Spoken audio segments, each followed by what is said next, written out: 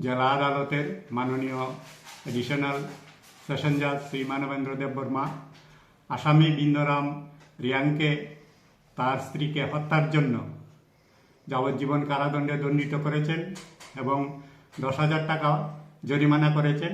অনাদায়ে আরও 6 মাসের জেল দিয়েছেন।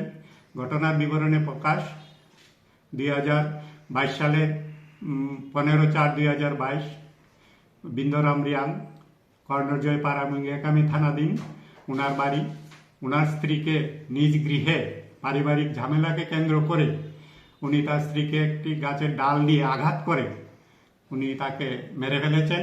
পরবর্তীতে পুলিশ গিয়ে মৃতদেহ উদ্ধার করে এবং এসআই রথীন্দ্র দেববর্মা এই মামলার তদন্ত কার্য করেন এবং পরবর্তীতে 2022 সালের জুন মাসে চার্জশিট আদালতে জমা দেন এবং এই মামলা দীর্ঘদিন চলে।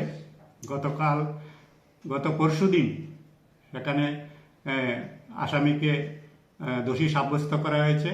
আজ এখানে আদালতে তার শাস্তি নির্ধারণ করেছে।